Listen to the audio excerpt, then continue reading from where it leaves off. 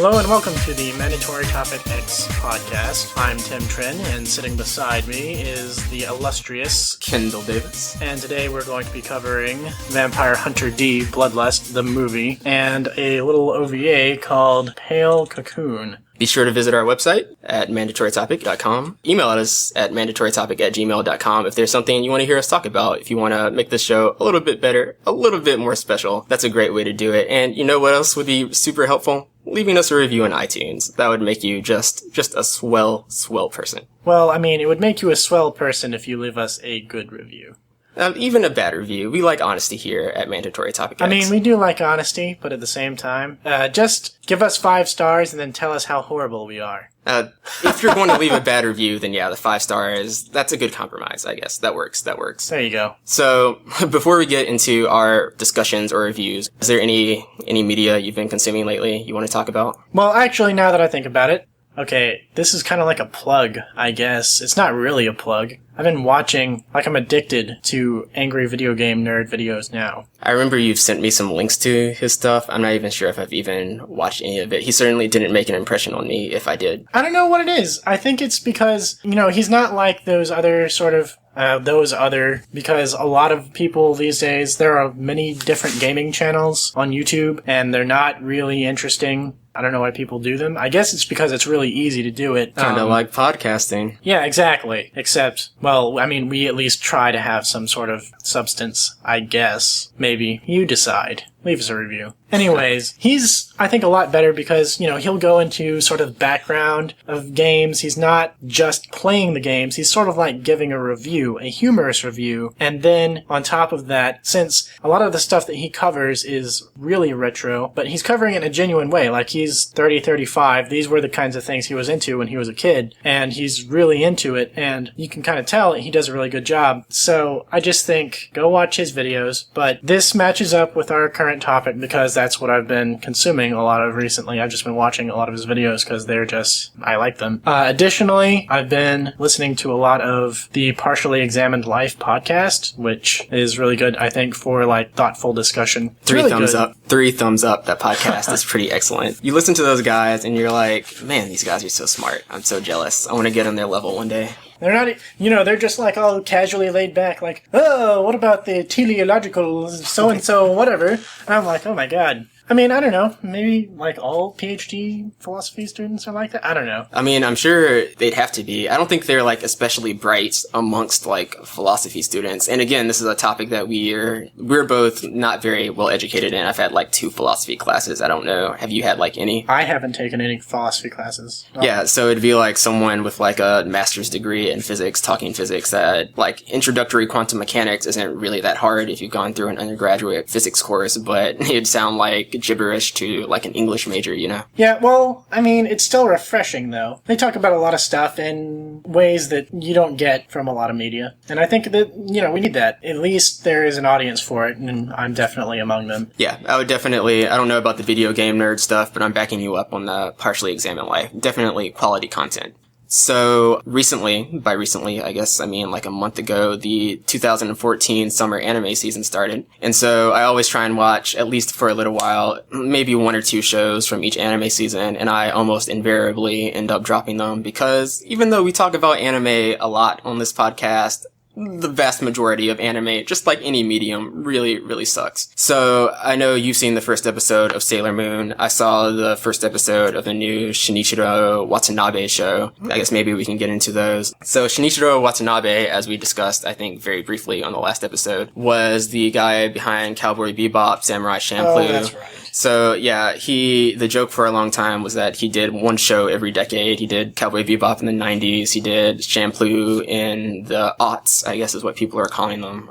What? Then he did Kids on the Slope in the early tens. I forgot exactly what year that came out. And so everyone was like, okay, Shinichiro Watanabe, he did his show for this decade. He did Kids on the Slope. But then they announced Space Dandy, and everyone's like, whoa, this is going to be great. And then Space Dandy is still airing, and we have 2 Shinichiro Watanabe shows out right now because his new show has started to air.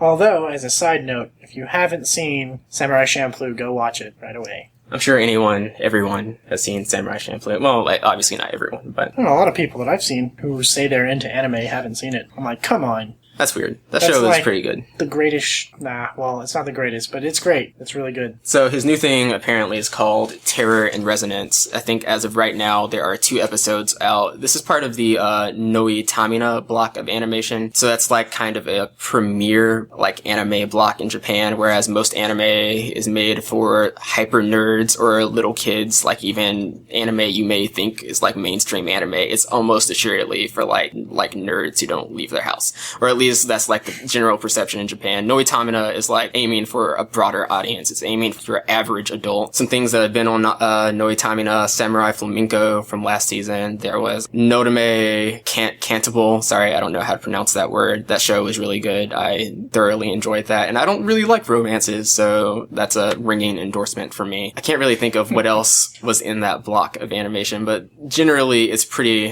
high quality stuff. So for this season, we have a Shinichiro Watanabe show. His last show, I think, was also a Noi Tamina, Kids on the Slope. So Terror and Resonance is in that slot for this anime season. And it's about like these high school kids who are acting as terrorists and they're plotting some game against the Japanese government. And really, I didn't like it. It showed some promise and I can easily see how this show could become good, but the main characters are really just dull. We have one of them is like the tall, pretty boy who's quiet and doesn't say much. He has like the glasses and clearly designed for the fangirls, which I'm not hating on, but it's just a trope that I'm kind of done with unless you're going to bring something new to the table, and they definitely didn't in this first episode. And then the other main character is like this Genki boy who's also very clearly just for the fangirls, and it's like, again, that's fine. I don't have anything against any of that, but they're not bringing anything new to the table. I think both of the main characters are annoying. Then the third character is this girl who's dealing with social anxiety issues, and I'm more so interested in her, I guess, because she kind of gets roped unwillingly into her plot because she kind of sees them in action, and so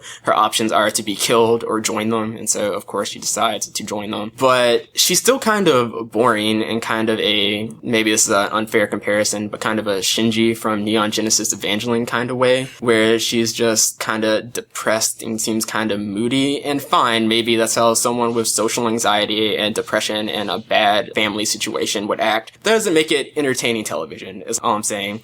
And at the end of the episode, when they kind of reveal a little bit of details about their past and their general plot, and you're supposed to be all like, oh man, I can't wait to see what happens next. And that does appear to be the reaction that a lot of people on the internet had. I just couldn't have cared less. I also didn't make it past the first episode of Shinichiro Watanabe's previous show, not Space Dandy, but Kids on the Slope. And that seems like it would have been a perfect fit because Cowboy Bebop had a lot of jazz influences and Yoko Kanno was doing the score. Yoko Kanno is also doing the score for this current show, Terror and Resonance. So it has a really good pedigree associated with it, but so far, this first episode, first impressions obviously don't mean that much, but it wasn't grabbing me. I'll probably give it 2 or 3 more episodes before I drop it, but yeah. Pedigree, man, Kendall. You read a thesaurus before you start doing our podcast? Pedigree is not a fancy word. If you think it is, then maybe you should be reading a thesaurus. I mean, it's not a fancy word, but man, using that in common language. Maybe I'm just not sophisticated. You obviously are not. Yeah, so I've also been watching this for, or at least I've been meaning to watch this for a long time. Tatami Galaxy. I know I saw the first episode of this at your house. That was the second episode. That was the first episode. Really? Yeah. Though the first and second episode, incidentally, are virtually identical because of the way the story is structured. But yeah, so that is widely considered an absolutely fantastic anime, and I'm enjoying it so far. I don't have anything bad to say. Apparently, what happens at the end is, twisty, and so I'll wait until that before I have any, real comment. But it seems pretty good. Do you want to talk about Sailor Moon? Yeah, Sailor Moon obviously is not really my cup of tea, but I watched it. I watched the first and second episodes, and first thing that sort of struck out to me, or stood out to me, seems to me like the animation is really good. It seems like they're definitely, or maybe that's just, I haven't been watching a lot of new anime, so maybe all the animation is just good these days, but that's not true, by the way. Okay, well, to me, as a person who doesn't watch many new anime, it seems pretty good. I guess it's sort of a retelling of Sailor Moon. There's a lot of CG in it, obviously. I hate that. which I didn't hate really CG. care that much. It was CG on the characters, it wasn't CG on the background, which That makes it even more is annoying. apparently unusual, I guess. If you can tell, then I'm annoyed by it. If you can do it flawlessly, then I don't have a problem. I could tell. Also, something that was, I mean, I don't know if this is like what the manga is like, but the characters in this Sailor Moon look extremely sort of doll-like. Yeah, I don't like the character designs. It's weird. I don't know if it's supposed to be like that. I mean, I don't dislike it, but it's certainly not like the Sailor Moon, that was on Toonami when I was growing up. Yeah, I'm pretty sure they're following the manga character designs more closely, like they're trying to do that intentionally this time, and I always thought the art in the manga was crap, and you can stone me for it, but it looks really bad. I understand that's a subjective opinion, but in fact, I'd go as far as to say that the ephemeral look that a lot of shoujo manga goes for, that ephemeral, elongated body look, is really off-putting to me, and I don't like it one bit. I would agree with the shoujo manga sentiment in that it looks weird. In general, to me, the artwork for shoujo usually looks weird. Although, the character designs for this anime, though, I don't find them bad or off-putting. I did kind of think it was weird. I assume that this is, targeted towards young girls, or by young girls, I mean, probably the target audience is, teenage girls and stuff like that. You have to wonder, because maybe their primary audience for this is just the nostalgia audience. Or that. I mean, but it seems because when I was watching it, when she transforms and she's like, moon power makeup, or I don't remember the line because I have terrible memory, but makeup, that's an essential part of her transformation sequence. What should I be thinking as a person who is not in the target audience for this? It's weird to look at what we produce targeted toward a different audience. You know what I mean? It's weird to look at that from your perspective and be like, it's kind of weird that this is effective with that crowd. What does that mean? Yeah. You know what I mean? Right. So, would you say this is a good show so far? I know maybe coming to a judgment this early. I guess the better question is, do you intend to continue watching it? Yeah, I guess. I don't know if I would say it's a good show because, I don't really know. I can tell they're putting a lot of effort into it, A. B, I'm not a fan of the show, so I wouldn't be the kind of person to, point out things that, the fan base would be upset about. They're that doesn't make any sense, or whatever. It doesn't matter. The fan base doesn't matter. Okay, but I don't care about caveats it's here. just that different definitions of good. So by my standards, yeah, I'll watch it. I'll watch some more of it. It's well animated, and they put a lot of effort into it. Then that means it's pretty good, then. I'd say. I'll have to check it out. I meant to check it out before we started doing this. I just didn't get around to it. Yeah, I've thought that things were good that you thought weren't very good. So that's... Yeah. I didn't say I would necessarily like it, but I'll check it out. Including caveats. Caveats are overrated. Just state your opinion. Well, when I state my opinion, it's objectively correct, so maybe we just have different concerns on that matter. Ha. We can move on to Vampire Hunter D, Bloodlust.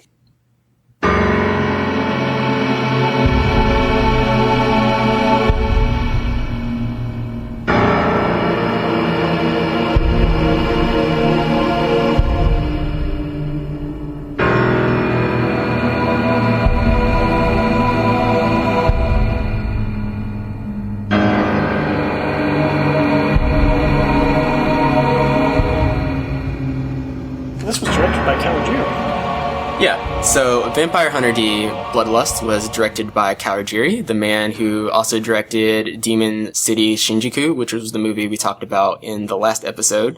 Kawajiri, as I mentioned then, he's kind of famous for giving anime the, what Western people thought of about anime in, the mid-90s was that anime was, super sexualized and really violent, and Kawajiri is largely responsible for that because of movies not necessarily like this. We mentioned in the last episode that Demon City Shinjuku was pretty PG-13. I'd say the same thing about this movie. It was pretty tame on the whole, but stuff like Wicked City and Ninja Scroll really made anime seem mature in the West.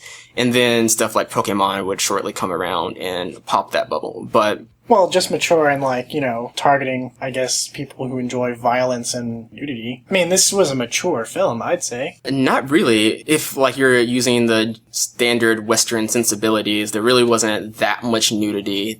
There's some very briefly. That's not what I meant, though. Okay. I meant, it was a mature film and that it had, sort of interesting, non-childish themes. Like the I, romance, for one, I thought was pretty good, right? I, You didn't like that? I'll give it to you halfway. I'm not willing to say this is a, like, mature film. Okay, well, mature as in technically for adults. Okay, maybe a 10-year-old isn't going to care about this stuff. And so, in that way, it's mature. Fine, I'll give it to you. But it just seems like mature. It strikes me as being too strong of a word. But you were technically correct. Alright. Well, that's all I care about. Technically correct. The best kind of correct. This movie was actually rated R when it was released in the United States. Apparently, this was first dubbed in English. They were mainly focusing on a Western release. So we watched the dub, which I was kind of adamantly against, but little did I know that this was actually the original dub, so I'm glad we did that in retrospect. Well, I mean, it was also supposed to be very good, which in my opinion, it wasn't bad as far as anime go. Yeah, I was not distracted by it. It was fine. I did like the voices of the secondary sort of bounty hunters a little better in the Japanese version, but it's a minor gripe. Have you seen this movie before? Do you have any previous experience with the Vampire Hunter D franchise? Yeah, well, this movie was given to me as a young child of 12 or whatever it was. It's pretty young. Well, yeah. It was given to me by a dear friend of mine. This was back when I lived in Hawaii. And so I watched it, but back then, I was super sheltered. I couldn't handle it. This movie, even though you're calling it relatively tame, for me, it was, like, terrifying. This movie seems PG-13. If you saw it when you were 12, I don't think it should be, like, that shocking. Okay, but, like, I was very sheltered. I guess so.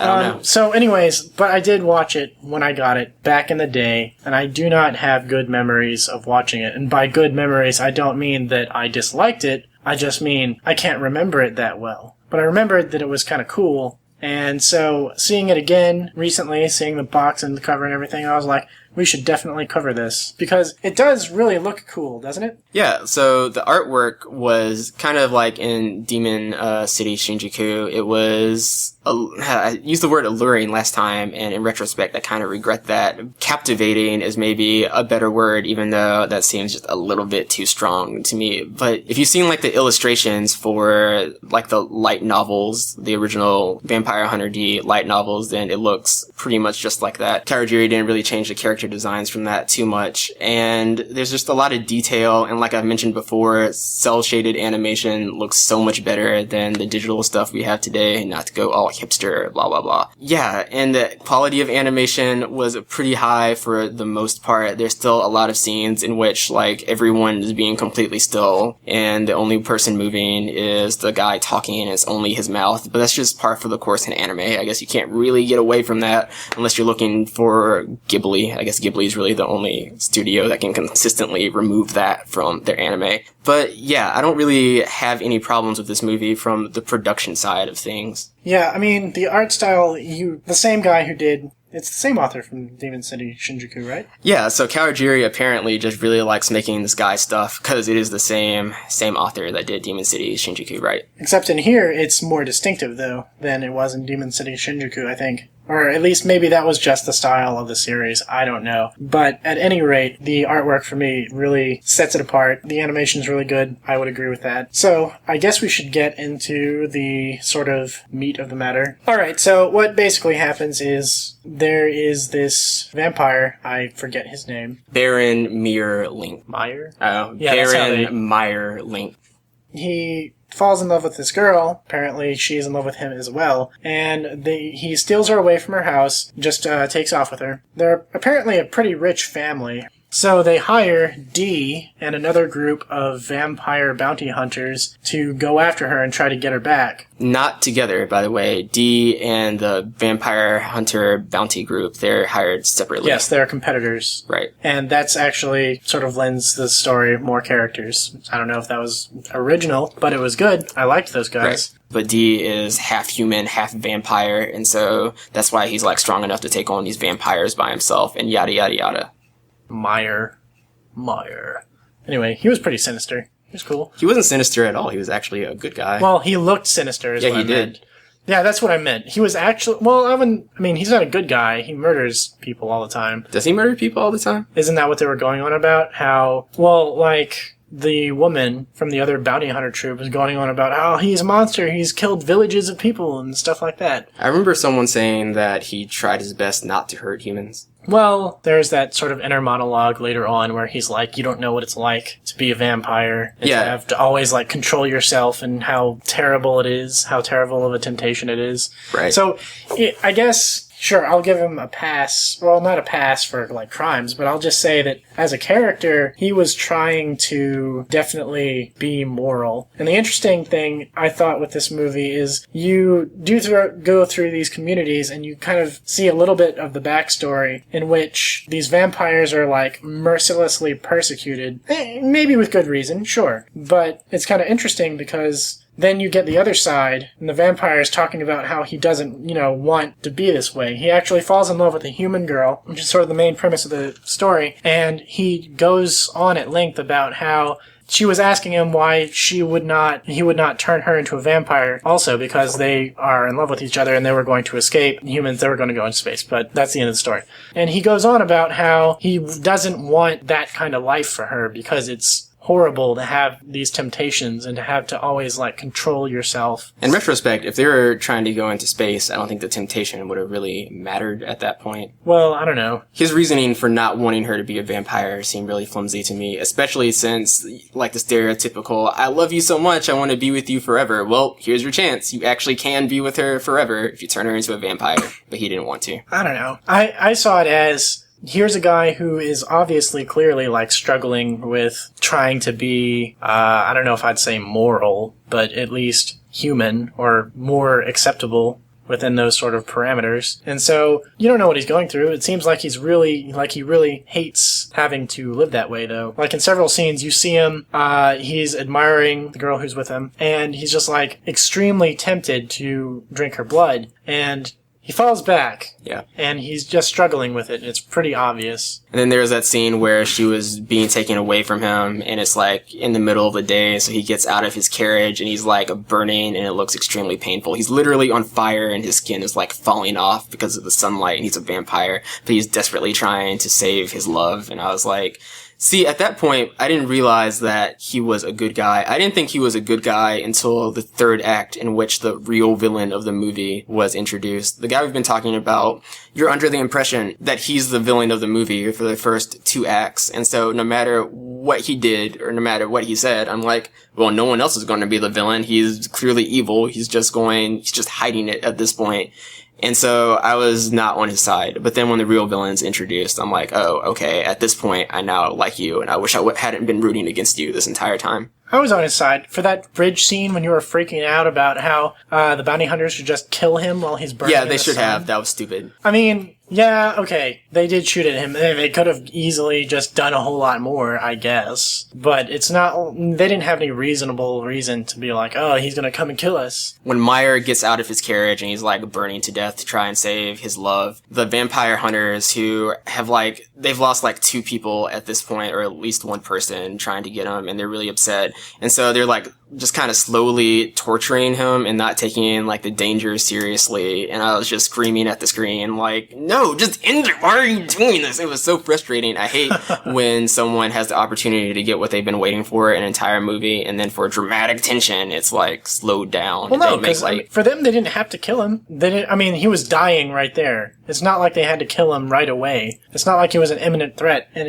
they could just bring his body back, and that'd be good enough for a reward. Isn't that what every villain, not that these people were villains in this context, but every villain does in a movie is like, haha, you're not a threat to me now, so let me make a monologue for 5 minutes. I feel as though people should have learned their lesson by now. This is not that kind of movie. No, it was pretty much the exact same thing. Haha, I have you right where I want you, now I'm just going to torture you before I kill you. That's exactly what they were doing. That's not what they were doing. Then why didn't they just kill him instantly? Okay, the bounty hunters were doing that. Yeah, right. Sort of. They were just making fun of him, I guess. I don't know. I mean, they're brutes, but they weren't, like, monologuing. Like they weren't monologuing, but they were just being dumb, is basically what it amounts to. They were doing the action equivalent of monologuing there, and it got on my nerves. Well, sure, they were, like, I guess they were making fun of him. At any rate, that didn't bother me because the previous scenes, which sort of helped to establish that there was some doubt as to whether or not he was, like, a true villain. So I was like, okay, I'll give this guy some credit. And then he's, like, struggling to save her and clearly dying. I was like, oh man, being moved. I still thought he was evil at that point, as I've said. But yeah, I mean, in the proper context, that was a good scene. Yeah, it was good. So, who we have not talked about is our hero, the vampire hunter D, because he's really bland. Really, really bland. He has no personality, and I don't really have much to say about him. He served his action purposes. He was cool. He looked cool. His character design's cool. Seeing him fight with that sword is cool. And they give him a little bit of heart, and the little bit of heart they give him is effective. I liked it. I was moved by that ending, but by and large, I don't know. I wish they had done more with him. Yeah, he was, I don't doubt that I don't rather dispute that he was very bland. I think he's kind of likable, though. Doesn't have to have a strong personality, right? That blandness, like, he was just mysterious. Like, his thing. That's his character. If he were, like, some kind of crazy outgoing person, then it wouldn't work. It could. He could have had more personality in the movie. It would have been better for it, I think, if the personality wasn't annoying. I'm good with it. I'm good with his blandness. I don't have a huge complaint about it, but it would have improved the movie if they'd given him more personality. But, I mean, whatever. What are you gonna do? So the evil, or the allegedly evil vampire, kidnaps the girl, and Dee and the team of bounty hunters are going after him. And there are a bunch of action scenes, and the allegedly evil vampire is able to elude them the entire time. And then in the third act, you finally see what they're going after, because you don't really know where they're running to until the third act. And it turns out they're running to this castle, and apparently the lady who's in charge of the castle has a spaceship in which they plan to use to go to outer space where they can be together forever. Dee and the remaining bounty hunters who haven't been killed up until this point, they make it to the castle, and they have some more action sequences which are kind of cool. And there's this really cool sculpture that I thought looked amazing. I brought that up repeatedly. Pretty much that entire castle scene was just very, very well drawn. Even forget the animation. The animation was obviously good, but just the art that went into it, I highly enjoyed. And there's a scene where the lady who's in charge of the castle, she's a spirit, she's evil, and she tries to reconstruct herself from the blood of the human girl. Her figure where she's like reconstructing herself out of blood, that looked really, really cool, and really, I don't want to say pretty because it's horrific, but I mean, I guess you can understand what I mean just through that description. Kendall's into weird stuff. I didn't say sexy. Alright, Meyer and Charlotte, which is the human girl who was kidnapped, they go to the castle to get the spaceship, but Charlotte gets killed, and then Dee and Meyer have their showdown, which, yeah, it was a little bit anticlimactic, I guess. I thought it looked kind of cool. Well, you're right. They were just kind of, Dee had his sword, and Meyer had like his steel cape or whatever, and they were just kind of like pushing against each other for 30 seconds. Yeah, I don't know. I would have liked it if it were like the previous fight scenes had been kind of cool, with the lady who could turn into wood. I really liked that villain he was like a spellcaster or something like that. And he would like hide in the shadows. That looked cool. Yeah, but I also just liked how like clearly evil he was. Like he was over the top. Right. It was great. That was good. And Torso Wolf. I kind of wanted to see the battle between him and Dee, and they just like skipped over it. Right, they did. It was lame. It was like the stereotypical samurai showdown with them running at each other, and then there's a flash, and then they're just back to each other, and then one of them falls down. Well, they weren't running at each other. You see the flash, and then you see them back to back, and then the wolf guy, like, talks for a little bit, and he's like, you defeated me, and then he dies. Yeah, okay, so that scene wasn't that good, but overall, the battle scenes were pretty great, and I just kind of was hoping that this would be like the pinnacle of it all, but it was a little anticlimactic, but at the same time, it was still good. I liked it.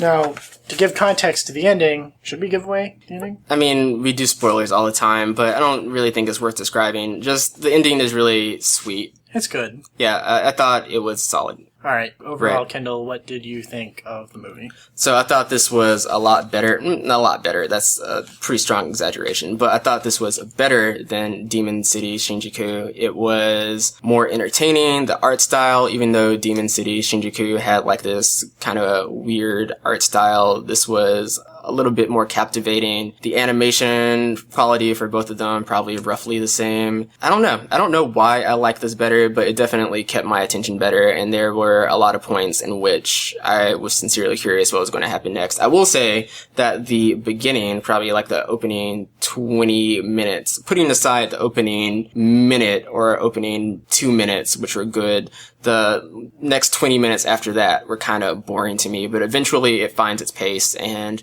I thought it was pretty good.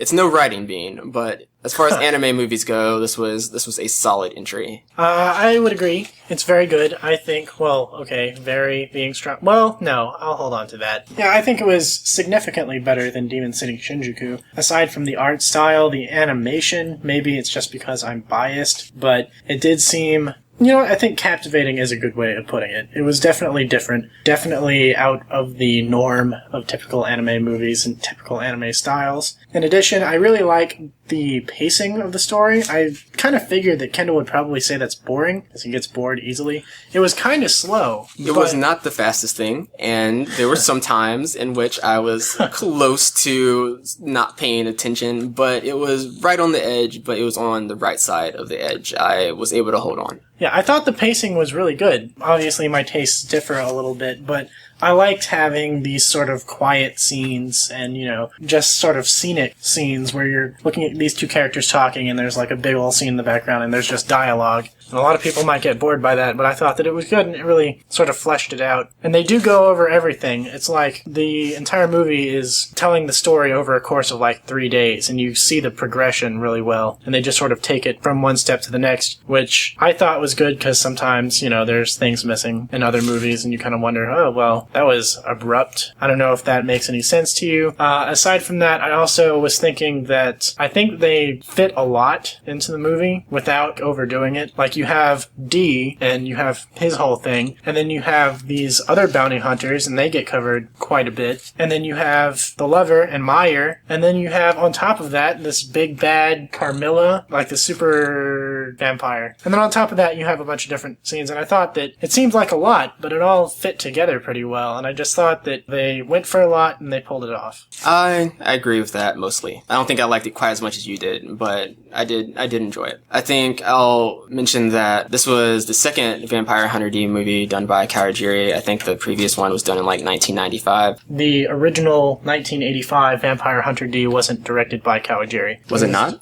Directed by Toyo Ashida. Anyways, so if you're going into this expecting to understand everything that's going on, then maybe you shouldn't do that, because there are some things that just aren't explained. D, for instance, has like this face on his hand that like talks to him, and that's not even remotely explained at any point. Like, there's a lot of stuff such as the hand or why the world is the way it is that isn't explained at any point. Yeah, but I thought that didn't detract from the movie for me, because that was just part of the atmosphere. Right, no, this isn't a complaint on my part. I'm just saying that is something to be wary of if you are considering going into this. For instance, if I thought this was the only piece of media related to Vampire Hunter D, then I would complain about all of this unexplained crap. I would be really upset about it if this was the only piece of media. But knowing that there's a movie before this one, and also knowing that there's a series of books and whatnot, then that helps me alleviate that. So if you decide to watch this movie based on this discussion, which I know is going to be no one, because everyone who wants to see this movie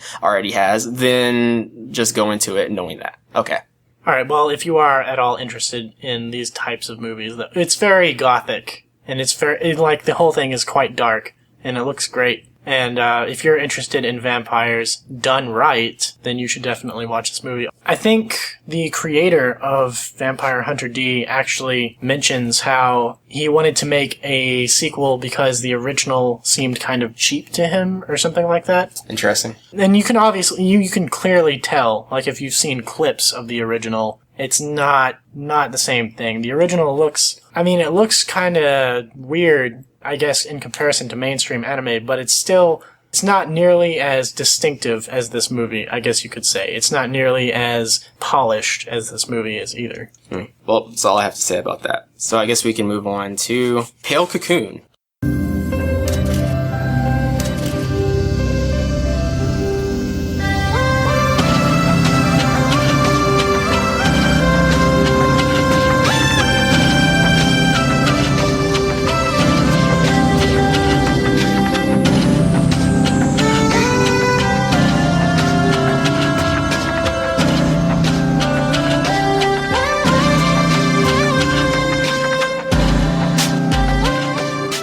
So Pale Cocoon was directed by Yasuhiro Yoshiura. I can't really pronounce that, forgive me. So this was a 2006 OVA, super short, only 23 minutes long. It's about I had a hard time figuring out what this was about for the longest time. I guess a pretty quick summary would be this takes place in the distant future wherein like humans don't even really know anything about the past. And so to learn things about the past, they're going through archives of digital data that they found. And for a long time, people seem to be really interested in that, but slowly interest has faded. And so the main character, I think there are only 4 characters in this OVA. The main character is one of the last people who's still interested. He works in the reconstruction department and he's just trying to figure out some stuff about the past. That's his job. He goes through files, restoring them, looking at old pictures of the earth, yada, yada, yada. You come to find out that people nowadays live below the surface of the earth because something has happened, allegedly, like maybe nuclear war or just really bad environmental disasters. It was environmental. Was that directly stated? Yeah, they explicitly say, or I mean, it's not like directly stated that was the exact cause. It's heavily implied, I agree, but... No, he pulls up a picture, or a little bit of text, and then, in my version at least, the bit of text was translated, and it says something like, due to crazy overpopulation, the Earth's resources are strained, and if something's not done about it, then the Earth will not be able to handle the level of pollution that is caused by that. I will agree that that's pretty direct, but for the sake of me saving face, I'm going to still say that that is not directly stating that that was the problem. Perhaps that was a problem that was going on, but then nuclear war happened, and now that's the real reason. Okay. Okay, Kendall. There. I win. Whatever makes your ego... Technically winning, the best kind of winning, in your face. I don't know if that is technically winning. Yeah, so the people are living below the surface of the Earth due to these undisclosed problems.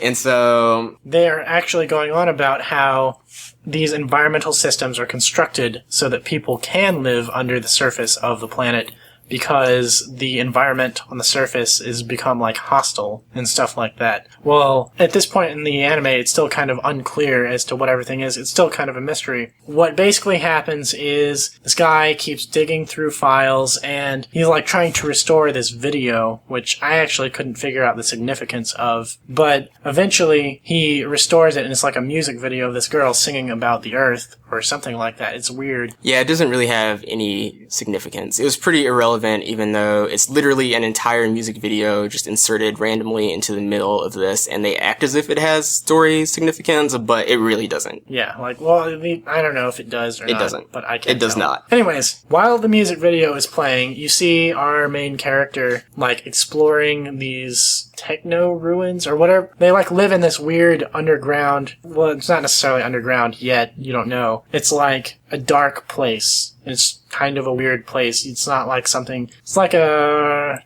space station, I guess, is the closest thing I could liken it to. You know, something weird and futuristic. Anyway, he's exploring long-abandoned areas, and he climbs into an elevator that just randomly activates and sort of propels him crazily fast up to the surface of wherever they are. Meantime, his friend, it's this girl, goes into his office and she's reading through these articles about the Earth, and she comes across some line about how the Earth, it looks like rust. It was like a newscast or something like that. And this woman is talking about how she's like one of the few people who is actually living on the moon now, and she's looking back at the Earth and it's like rust-covered, or rust-colored because it's so polluted and crazy and stuff like that.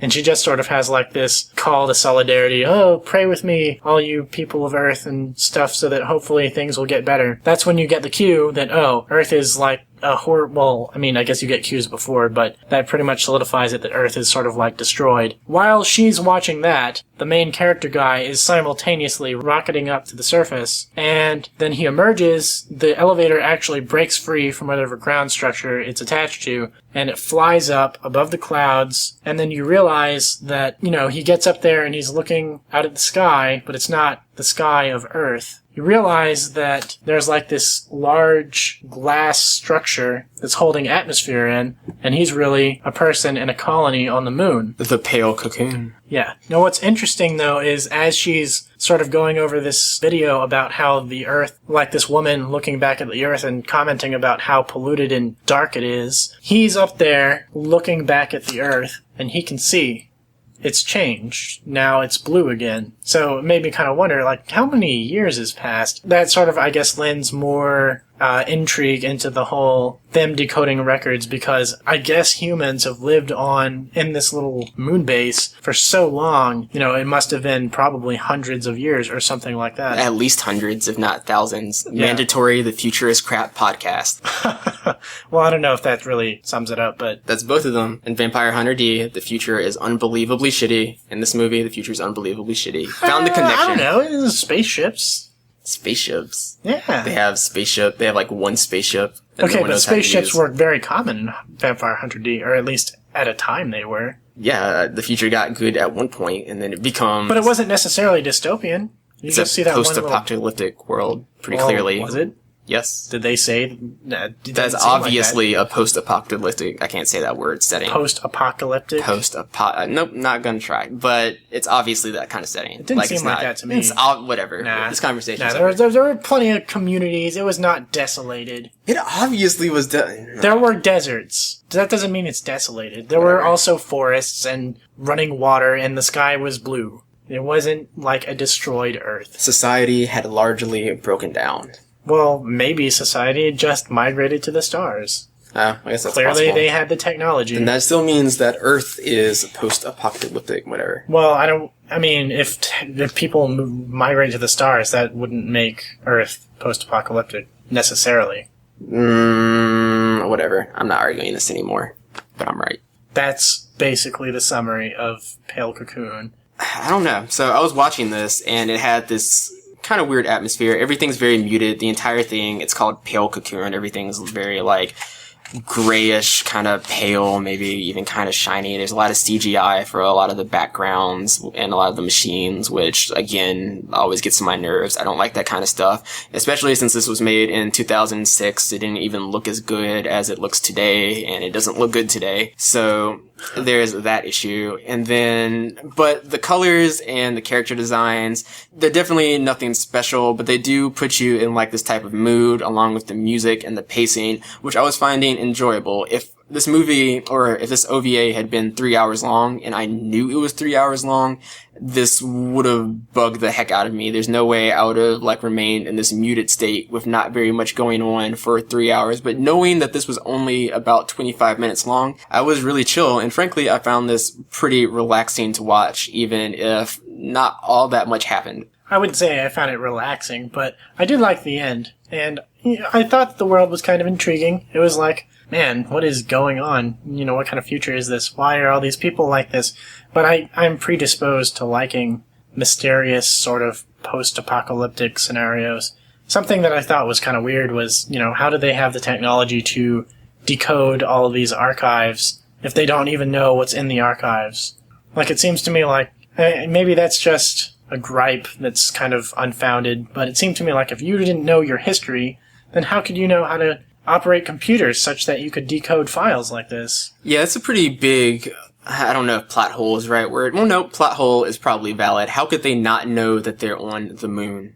How is that lost information? How is that possibly lost information? It wouldn't be, and that's really the end of the discussion. You have to buy into that in order for this thing to be effective, but come on. That's not realistic. And there would have to be some kind of weird breakdown of society on the colony, which I could see that. I mean, that would be an interesting route to take. Obviously, there's not much of a population there anymore. They explicitly mentioned that there used to be a lot of people, and now there's very few. So I guess something traumatic must have happened, or at least they must be dying out for other reasons. Maybe they just can't be supported anymore. Yeah, I guess. That's still, I won't say it bothered me, but it came close to bothering me. I think we run the risk of talking about this longer than the thing actually was. Again, it's only 25 minutes, but I'd say that I thought this was fine, maybe a little bit above fine. If you want to watch it, if this sounded interesting to you, then by all means, go ahead. It's not a ringing endorsement, but this is, I don't know. There are a lot of worse things you could do with your time, even if this wasn't the greatest thing I've ever seen. Yeah, I'll say again, with a little bit more optimism. I guess that's a running theme, since I seem to be liking everything a little bit more than Kendall does. It's true. I don't think you like Writing Bean more than me. I don't think that's possible. Well, I liked Writing Bean. It was good. Not more than me. Alright, well... I'm a hustler. I heard a song by that guy the other day. Phil Perry? Clearly by him on the radio. Phil Perry's the man. This is weird. But anyways. Wait, well, if you listen to the lyrics of that song, it's actually all about Bean Bandit. Everyone has like their own theme songs. If you listen to the lyrics, it's good stuff. I haven't actually intensively listened. I guess I should go back and listen to it now. You should, because it's great. Anyways, yeah, definitely if you just have nothing better to do, I would recommend it. It's not awesome, but it's interesting. It's kind of cool. Definitely a worthy use of 25 minutes of your time if you just have nothing better to do. Fair enough. All right. So, yeah, that's the end. We're done. Go home. Signing off. Be sure to give us a good rating on iTunes.